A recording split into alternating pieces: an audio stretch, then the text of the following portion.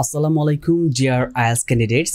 I think that all of you are doing well. Today's video, you will learn how you can generate idea for your IELTS writing task 2. So without consuming time, let's begin. মাত্র দুটি কাজ করুন, ইনশাআল্লাহ IELTS writing task 2 তে আপনার idea নিয়ে আর কোনো সমস্যা হবে না।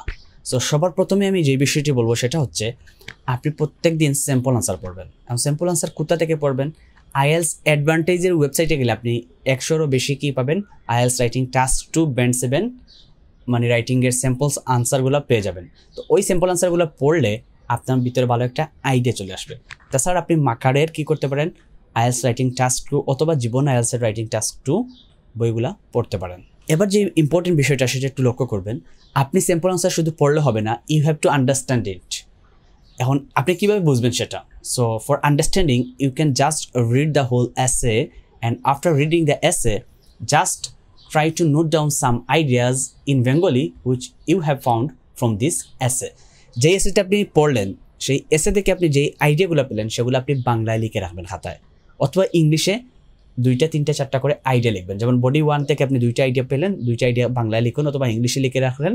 বডি 2তে যে আইডিয়া পেলেন সেটা আপনি লিখে রাখলেন। এবার আসুন ওই আইডিয়াগুলা যে আপনি মানে সামারাইজ করে যে আইডিয়াগুলো লিখে রাখলেন, ওই আইডিয়া দিয়ে আপনিও 2 থেকে 3টা লাইন লেখা ট্রাই করুন, অথবা আপনি একটা এসে লেখা ট্রাই করুন। ওই সাথে সাথে গ্যাপ দিয়ে না, যে আইডিয়াটা পাইলেন সেই আইডিয়া দিয়েও আপনি কিছু বাক্য লেখা ট্রাই করুন। এইভাবে করে 100 থেকে 150টা স্যাম্পল আনসার পড়বেন এবং এইভাবে আইডিয়াগুলো লেখার ট্রাই করবেন এবং তারপর সেগুলো দিয়ে বাক্য তৈরি করবেন। এই বিষয়গুলো করলে আইডিয়া নিয়ে আপনার আর IELTS রাইটিংয়ের কোনো সমস্যা হবে না। আপনি দেখবেন যে IELTS রাইটিংয়ে ম্যাক্সিমাম কিন্তু সেম টপিকগুলো আসে। ধরেন এনভায়রনমেন্ট, ফুড, এডুকেশন, তারপর চিলড্রেন, এই টাইপের ক্রাইম, এই টাইপের বিষয়গুলো কিন্তু ঘুরে ফিরে আসে।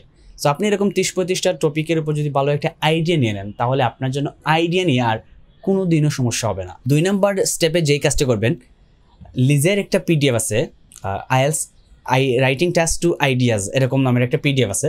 সো ওই পিডিএফটা আপনি ডাউনলোড করে নেবেন। ওই পিডিএফটা ডাউনলোড করার পর আপনাকে যেই কাজটি করতে হবে সেটা হচ্ছে ওই পিডিএফের প্রত্যেকটা টপিকে যে আইডিয়াগুলো দেওয়া আছে সেগুলো আপনারা কী করবেন? নোট ডাউন করবেন, 2-3 বার লিখবেন এবং ওই আইডিয়া দিয়ে আপনি কী করবেন? বাক্য তৈরি করে ট্রাই করবেন। তাহলে আপনার ওই নির্ধারিত টপিকে প্রশ্ন আসলে আপনাকে আইডিয়া নিয়ে সমস্যা হবে না।